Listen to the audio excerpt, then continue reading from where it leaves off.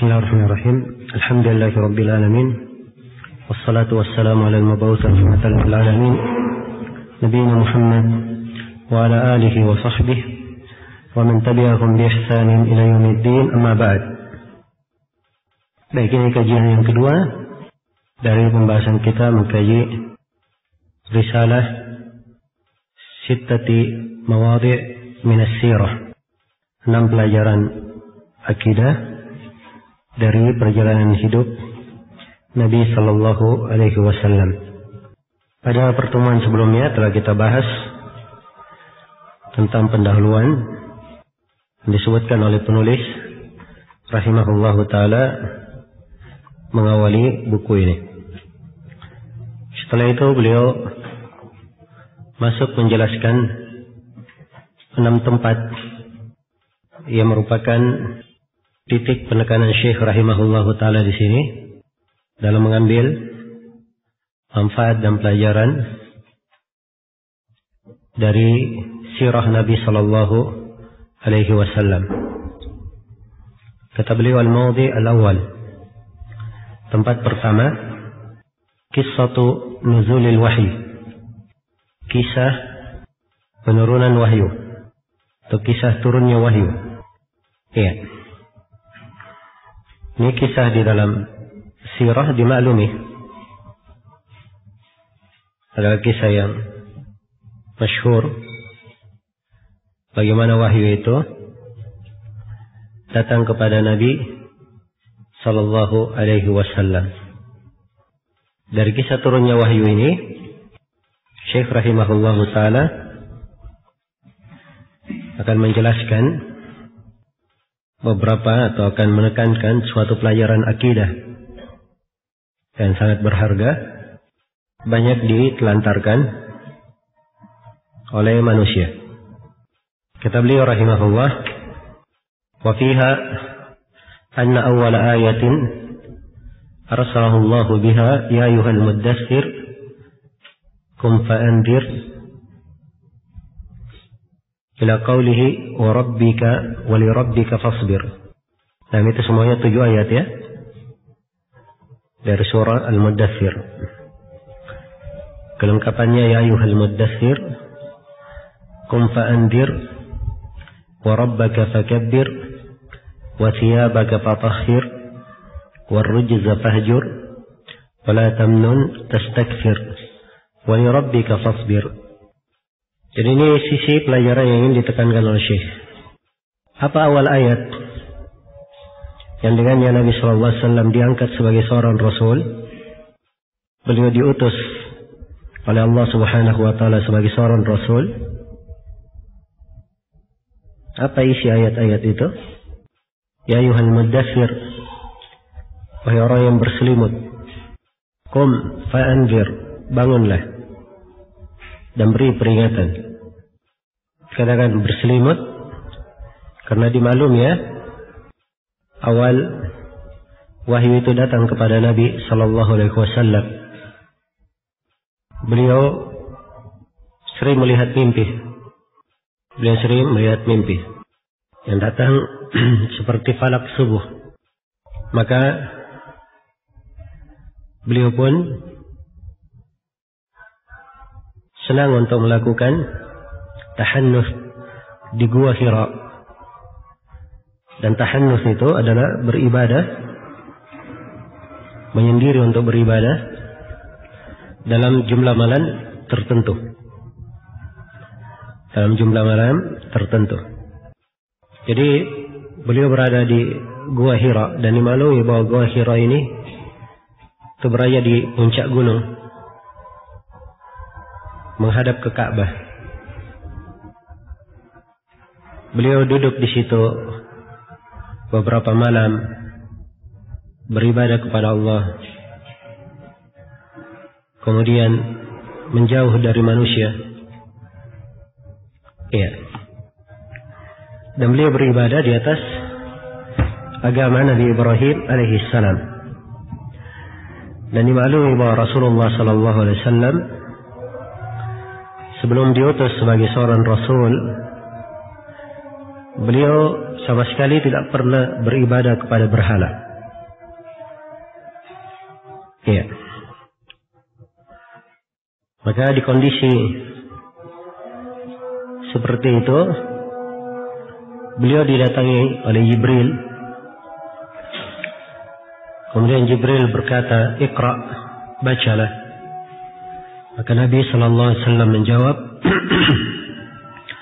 "Ma ana biqari." Aku tidak pandai membaca. Karena Rasulullah sallallahu alaihi wasallam adalah seorang ummi yang tidak membaca, tidak pula menulis. Ini dari tanda kenabian beliau. Tidak mampu membaca, tidak mampu menulis, tapi datang wahyu kepada beliau yang seluruh lapisan manusia dari kalangan cendekiawannya maupun kalangan orang-orang tidak berpendidikannya,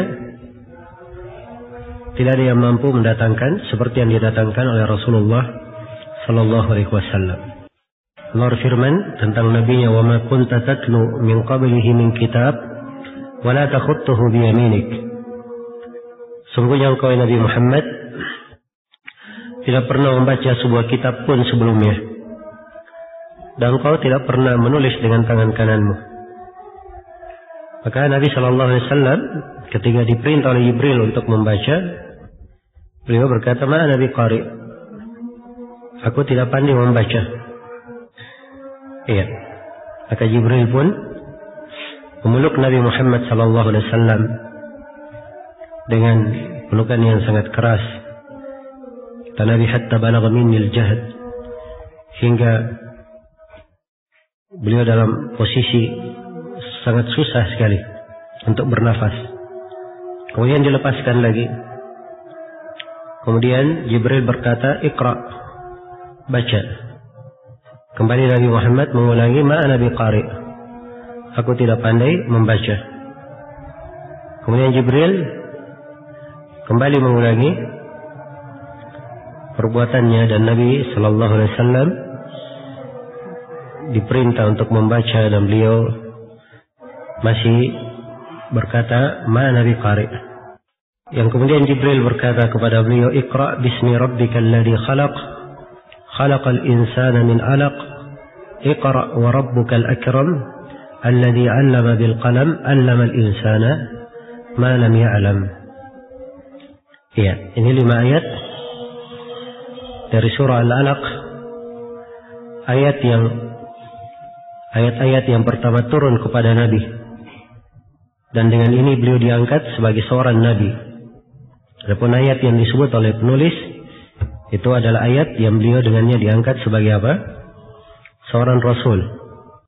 Maka Nabi sallallahu alaihi wasallam menghafal, memahami apa yang diucapkan oleh Jibril.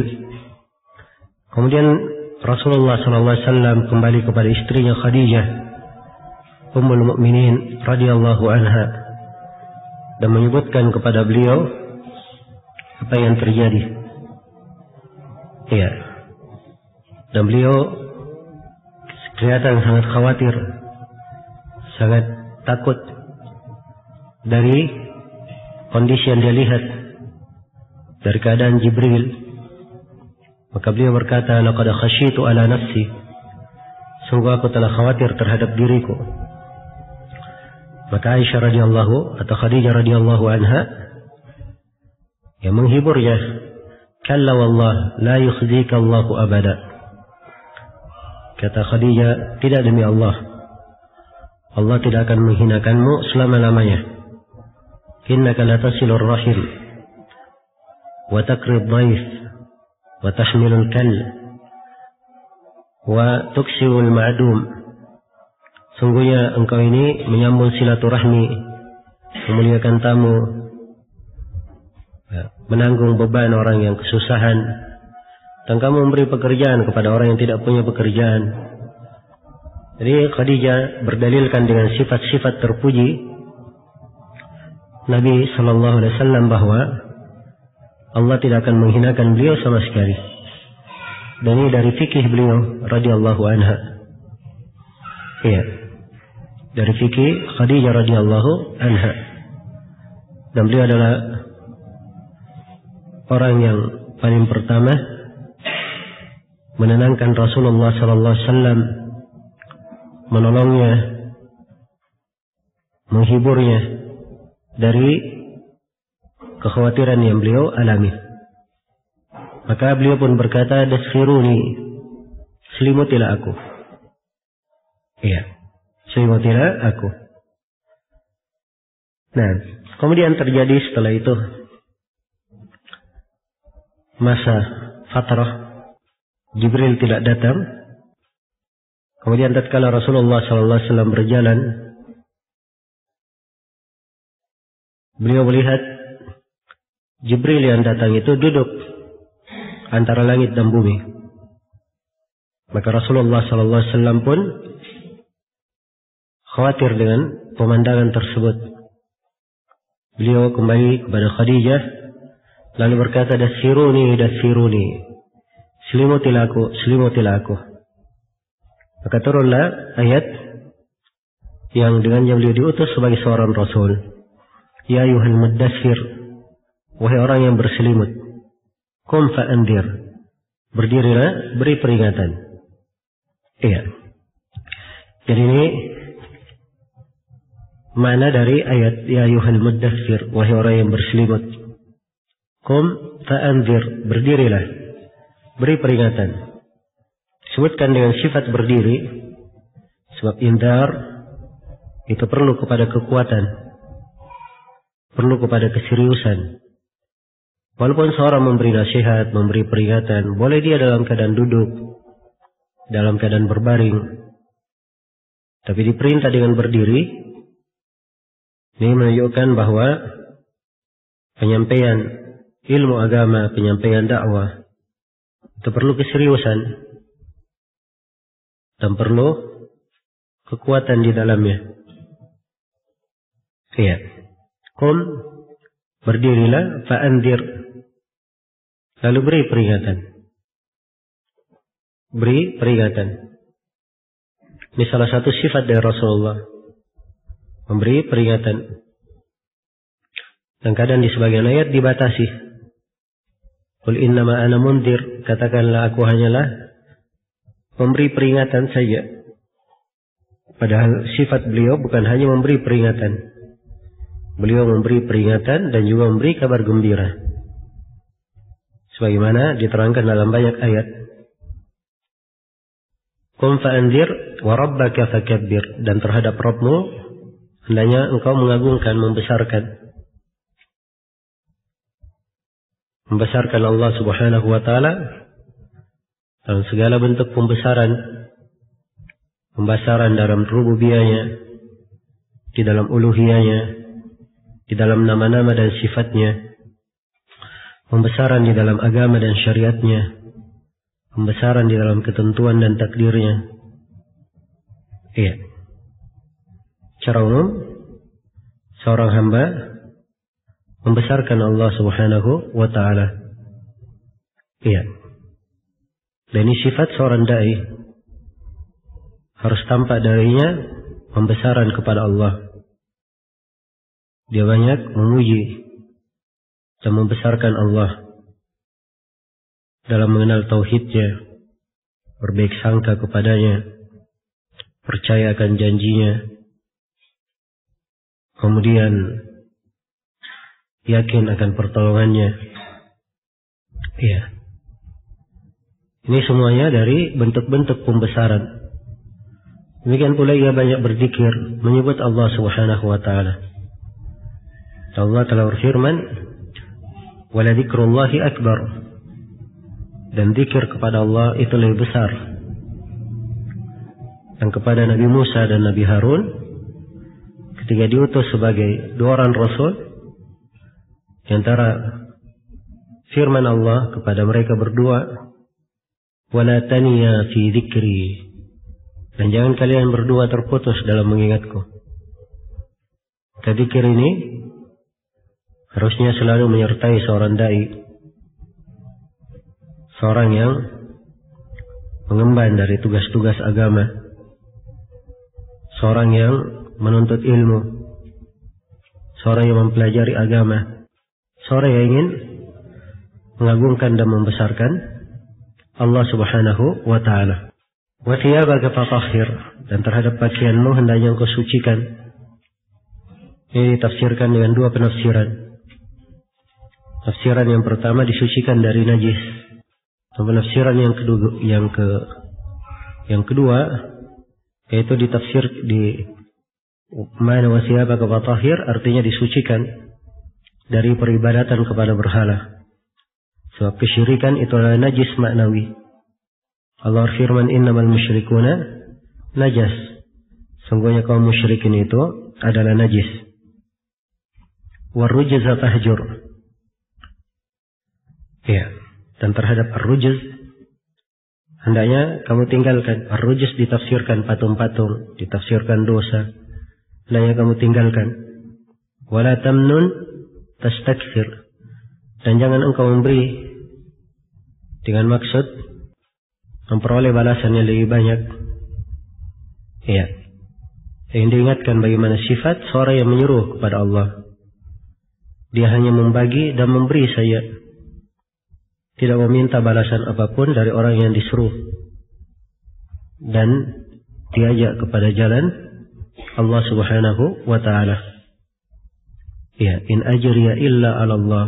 Sungguhnya upahku itu ditanggung oleh Allah. Wa li rabbika fasbir. Dan terhadap Rabbmu hendaknya engkau bersabar. Ya, sabar di sini terhadap dua hal. Bersabar terhadap hukum syar'i dan bersabar terhadap hukum kauni. Bersabar terhadap hukum Allah yang sifatnya syar'i dari perintah, menjalankan perintah dan meninggalkan larangan, dan bersabar dalam hukum kauni dalam bentuk menerima ketentuan Allah dan takdirnya. Ini ayat-ayat yang agung, 7 ayat yang dengannya Rasulullah sallallahu alaihi wasallam diutus sebagai seorang rasul. Baik. Jadi ini pembahasan yang pertama dari pelajaran ini, al-mawdi' al-awwal, tempat pertama ini. Itu penjelasan tentang awal ayat. Dan dengannya Rasulullah sallallahu alaihi wasallam diutus sebagai seorang rasul. Iya. Apa maksud penulis mengingatkan ayat ini? Dan beliau menerangkan bahwa ini adalah awal wahyu yang turun kepada beliau. Beliau diutus sebagai seorang rasul. Untuk memahami maksud penulis di sini, kita harus memahami pembahasan yang kedua disebut oleh penulis. Dan pembahasan yang kedua ini terdiri dari 3 poin. Sebab di pembahasan yang kedua penulis ingin menjelaskan beberapa pendahuluan untuk memahami maksud beliau. Sisi pelajaran yang ingin beliau terangkan. Jadi ada 3 pendahuluan yang beliau terangkan di sini. Yang pertama, ya, beliau menjelaskan bahwa kaum musyrikin keburukan mereka sangat banyak. Perbuatan-perbuatan jelek dan keji mereka banyak. Ya. Tapi kenapa yang dilarang di dalam ayat cuma satu saja? Peribadatan dari berhala. Warrujza tahjur. Ini pendahuluan yang pertama yang disebut oleh penulis di sini. Kata beliau, fa idza fahimta annahum yaf'aluna asya'a katsiratan wa ya'rifuna annaha min adh-dhulmi wal 'udwani mithla az-zina. Iya. Ini pendahuluan yang pertama. Kata beliau, jika engkau mengetahui bahwa mereka melakukan dosa-dosa yang banyak. Jadi kaum musyrikin itu banyak dosa yang mereka kerjakan. Dari kekejian yang mereka lakukan. Dan mereka mengetahui bahwa hal itu merupakan kezaliman dan pelanggaran. Dan mereka juga tahu bahwa itu zulm, wal-udwan, pelanggaran, kesewenang-wenangan. Mereka paham itu. Mithlu zina wa ghairihi, seperti zina dan selainnya. Iya.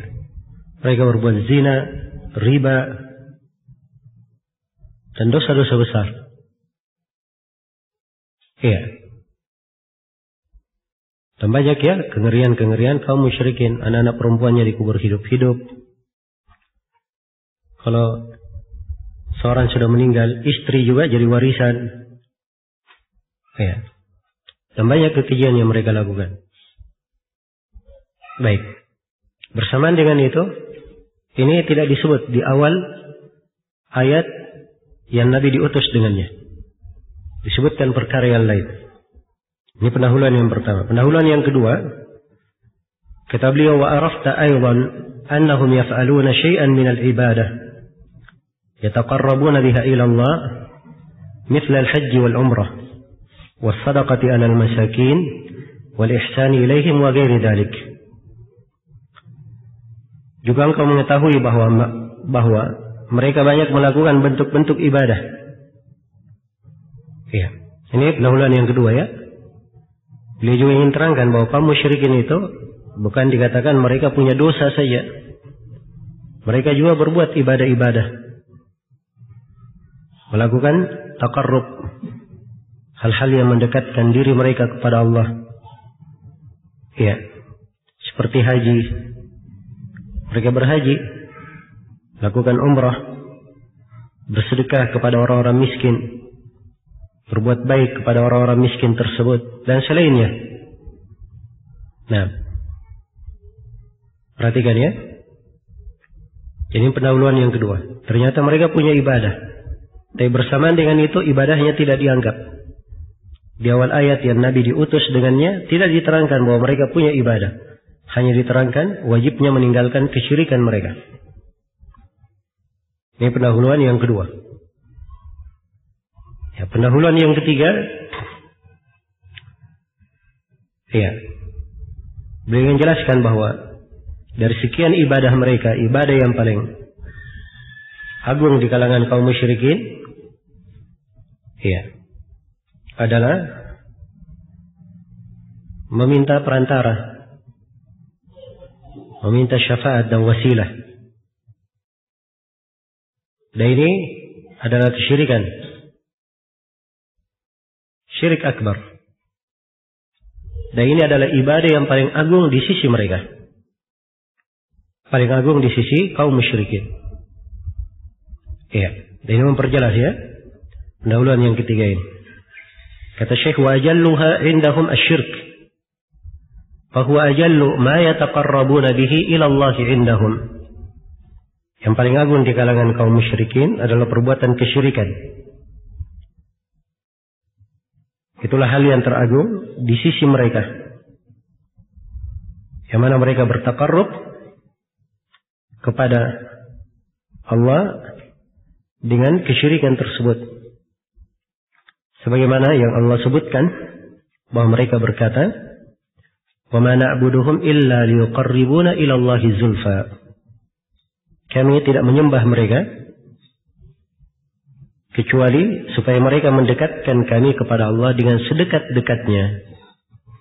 Jadi tujuan ibadah mereka, tujuan ibadah kaum musyrikin kepada berhala-berhala mereka adalah untuk mendekatkan mereka kepada Allah dengan sedekat-dekatnya. Wa yaquluna, dan mereka juga berkata, haula'i syufa'auna indallah. Mereka itu adalah pemberi syafaat kepada kami di sisi Allah. Jadi mereka beribadah menganggap itu ibadah yang sangat agung sebagai hal yang memberikan syafaat kepada mereka di sisi Allah. Wa qala ta'ala, dan Allah juga menjelaskan, innahum ittakhadhu asyayatin awliya'a min dunillah wa yahsabuna annahum muhtadun.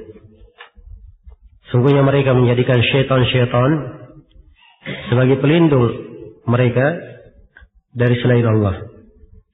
Dan mereka mengira bahwa mereka mendapat petunjuk.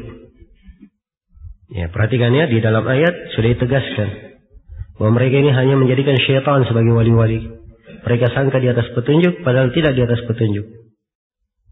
Jadi kesimpulan dari pendahuluan yang ketiga, mereka punya ibadah. Dan ibadah yang paling agung di sisi mereka, itu adalah bentuk dari kesyirikan secara hukum syar'i. Karena itu, wajarlah kalau awal ayat yang Nabi diutus sebagai Rasul memperingatkan tentang kesyirikan ini. Sebab ini adalah perkara yang terbesar. Jadi ini 3 pendahuluan. Ya, kalau dipahami ya, yang pertama bahwa kaum musyrikin banyak berbuat dosa. Dosanya beraneka ragam. Yang kedua, mereka juga punya banyak ibadah. Yang ketiga, mereka mempunyai ibadah yang paling agung di sisi mereka. Itu meminta syafaat dan kedekatan melalui berhala-berhala mereka. Dan itu adalah ibadah yang teragung di sisi mereka. Jadi kalau kita sudah paham 3 pendahuluan dari Syekh ini, maka kita akan mampu untuk memahami apa maksud Syekh membawakan kisah ini di sini. Iya, dan ini pembahasan yang ketiga. Penjelasan tentang maksud tersebut apa. Kata beliau, فَأَوَّلُ مَا أَمَرَهُ اللَّهُ بِهِ الْإِنْذَارُ أَنْهُ قَبْلَ الْإِنْذَارِ مِنَ الزِّنَا وَالسَّرَقَ وَغَيْرِهِمَا. Iya, ternyata awal perkara yang Allah perintah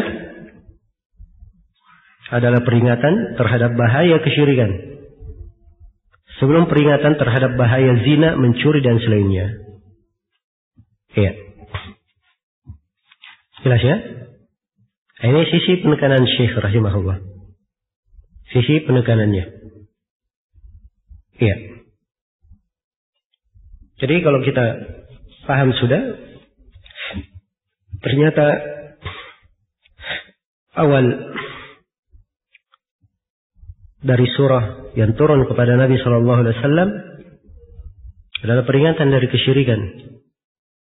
Perintah untuk bertauhid dan perintah meninggalkan berhala-berhala ar-rujuz. Kewajiban beribadah hanya kepada Allah. Iya. Maka inilah pokok perkara di dalam agama. Inti dari ajaran Islam. Inti dari ajaran Islam. Karena itu tidak benar keislaman seseorang mengaku dia Muslim. Tapi kalau dia lihat berhala diibadahi, oh itu masalah ada silam pendapat.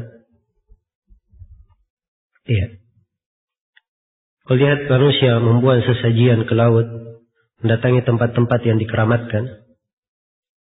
Iya. Sebagian para ulama, dia katakan bahwa sebagian ulama tidak mengingkari.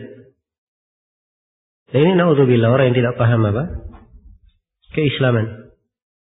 Nah, sekadar dia tahu sejarah Nabi diutus, awal ayat yang beliau diutus dengannya, harusnya dia sudah paham apa inti dari agama Islam itu. Iya, adalah untuk memurnikan tauhid kepada Allah semata dan menghindari segala bentuk dari kesyirikan. Ini letak penekanan Syekh rahimahullah ta'ala. Nah, ini pembahasan keberapa tadi? Pembahasan yang ketiga. Iya. Kemudian di sini Syekh membawakan beberapa perkara yang merupakan penguat pentingnya masalah ini dan penegas bahwa memang ini masalah yang paling besar. Ya, masalah memurnikan ibadah hanya kepada Allah dan berlepas diri dari kesyirikan dan pelaku kesyirikan, ini masalah yang paling besar dari pokok agama. Beliau bawakan di sini beberapa dalil, beberapa bukti lain dari sejarah Nabi Sallallahu Alaihi Wasallam. Iya. Kita akan urut ya, pembahasan yang keempat. Syekh menjelaskan di sini penekanan yang membenarkan kesimpulan dari pembahasan ketiga, bahwa kaum musyrikin itu memiliki ibadah yang beraneka ragam. Mereka memiliki ibadah yang beraneka ragam. Iya. Syekh berkata, wa arafta anna minhum man ta'allaqa 'ala al-asnam wa minhum man ta'allaqa 'ala al-mala'ikah wa 'ala al-awliya'i min bani Adam. Nah, juga engkau telah mengetahui bahwa di antara mereka ada yang bergantung kepada berhala-berhala. Di antara mereka ada yang bergantung pada para malaikat, kepada wali-wali dari anak Adam, dari kalangan anak Adam. Iya. Jadi ini penguat ya. Sini Syekh menerangkan bahwa ibadah kaum musyrikin beraneka ragam. Kaum musyrikin itu ibadahnya bukan cuma satu saja. Bukan cuma dia menyembah berhala saja. Di antara mereka ada yang berbuat kesyirikan berkaitan dengan para malaikat. Di antara mereka ada yang menyembah para nabi. Ya, dan bentuk penyembahannya adalah meminta apa? Tawassul dan wasilah sebagaimana yang akan datang. Dan di antara mereka ada yang menyembah orang-orang salih. Di antara mereka ada yang menyembah pepohonan, mengambil keberkahan darinya. Iya. Jadi peribadatan mereka beraneka ragam. Beraneka ragam. Bersamaan dengan itu, tetap awal ayat menjelaskan kewajiban memurnikan tauhid kepada Allah dan meninggalkan segala bentuk kesyirikan. Tidak dibedakan sama sekali. Walaupun mereka memiliki peribadatan yang beraneka ragam, tapi hakikatnya sama. Semuanya adalah apa? Kesyirikan. Baik, ini pembahasan yang keempat. Pembahasan yang kelima, ini penguat yang kedua. Bahwa mereka beribadah untuk meminta syafaat. Kata Syekh rahimahullah, wa yaquluna ma nuridu minhum illa syafa'atahum. Dan mereka berkata, kami tidak menginginkan dari mereka, dari berhala-berhala, para malaikat, para nabi, wali-wali, kami tidak menginginkan dari mereka kecuali syafaat mereka saja. Perhatikan ya, kaum musyrikin tahu bahwa makhluk-makhluk yang mereka ibadahi itu tidak memberikan manfaat dan tidak memberikan bahaya pada zatnya. Mereka paham. Tapi mereka yakini bahwa para malaikat, para nabi, orang-orang salih adalah makhluk-makhluk yang dekat kepada Allah. Dekat kepada Allah. Karena itu mereka sangat berharap makhluk yang salih ini memberi syafaat untuk mereka di sisi Allah. Nah, itu harapan kaum musyrikin. Ya. Dan inilah kesyirikan mereka. Tetap ditegaskan bahwa itu adalah apa? Kesyirikan. Jelas ya? Sebab ayat yang dengannya Nabi diutus sama saja. Hanya memperingatkan warrujza fahjur. Dan tinggalkan berhala-berhala. Hajar. Tinggalkan berhala tersebut. Baik. Selesai sudah ya? Dua penegasan. Dua dalil penegasan menguatkan sisi pelajaran yang ingin ditekankan oleh Syekh di sini dari kisah awal ayat yang beliau diutus dengannya. Kemudian pembahasan yang keenam, Syekh rahimahullah kembali mengulangi dan menegaskan maksud dan pendalilan beliau di tempat yang pertama ini. Kata beliau rahimahullah, wa ma'a hadza bada'a bil indari anhu fi awwal ayatin arsalahu Allah biha. Fa idza ahkamta hadhihi al-mas'ala fa ya busyraka. Iya. Kata beliau bersamaan dengan itu semua, ya, sudah berlalu 3 pendahuluan dan 2 hal yang menegaskan. Ya. Kata beliau bersamaan dengan itu semua, Allah memulai dengan peringatan terhadap bahaya kesyirikan pada ayat pertama yang Allah utus Nabi Muhammad sebagai Rasul. Ini penegasan yang paling pokok. Setelah itu kata beliau, fa idza ahkamta hadhihi al-mas'alah fa ya busyraka. Apabila engkau telah mengetahui masalah ini dengan muhkam, dengan sangat kuat dan jelas, wahai betapa kegembiraan untukmu. Ya, sebab orang yang paham seperti ini, itu artinya dia sudah masuk ke dalam Islam dengan keislaman yang benar. Dia paham apa itu Islam. Dan orang yang sudah masuk ke dalam Islam pasti mendapatkan apa? Kegembiraan. Tapi yang menjadi masalah, banyak orang yang tidak paham masalah ini. Seperti yang saya terangkan tadi. Dianggap bahwa perkara kesyirikan itu perkara yang sepele, perkara yang biasa. Sebagian orang lagi membahasakan, jangan menjadi sebab kita berselisih. Padahal ini adalah titik dari keislaman yang membedakan antara al-haq dan yang batil. Maka harus dipahami apa Islam itu. Dan Islam itu akan sangat jelas dengan pelajaran yang pertama ini dari sirah Nabi Sallallahu Alaihi Wasallam.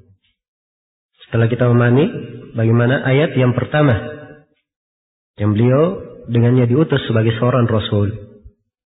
Iya.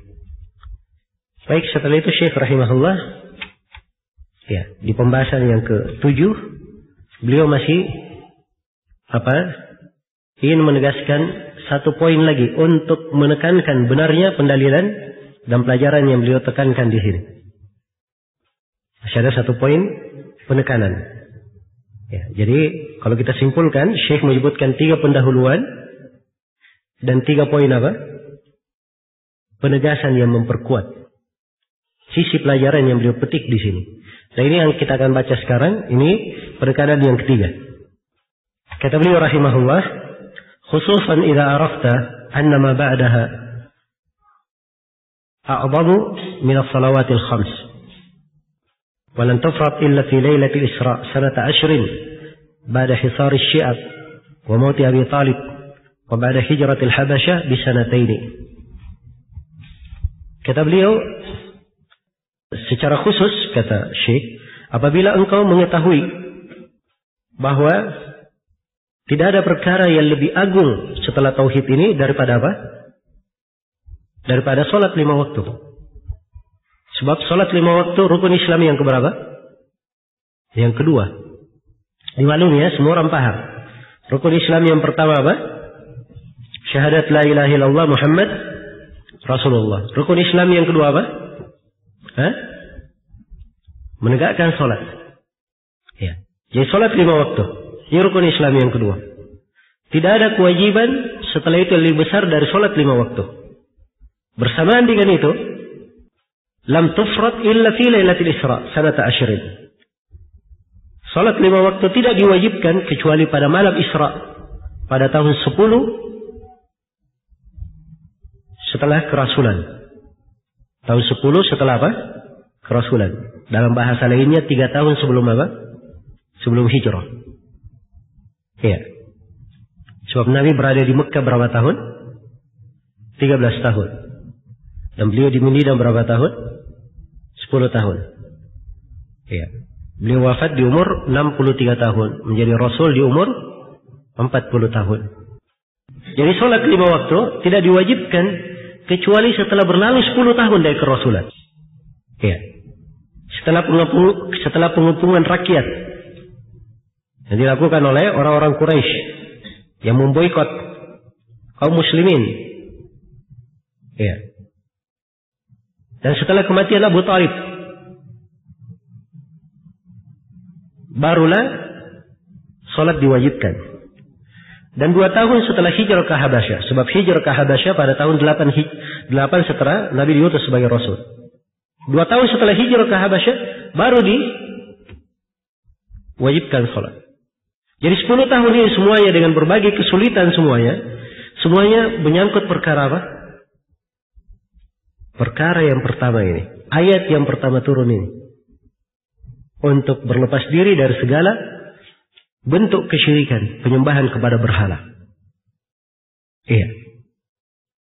Perhatikan ya, kuat sekali sisi pendalilan Syekh rahimahullahu ta'ala. Ya, tapi ucapan beliau memang perlu dipahami dengan baik dan seksama.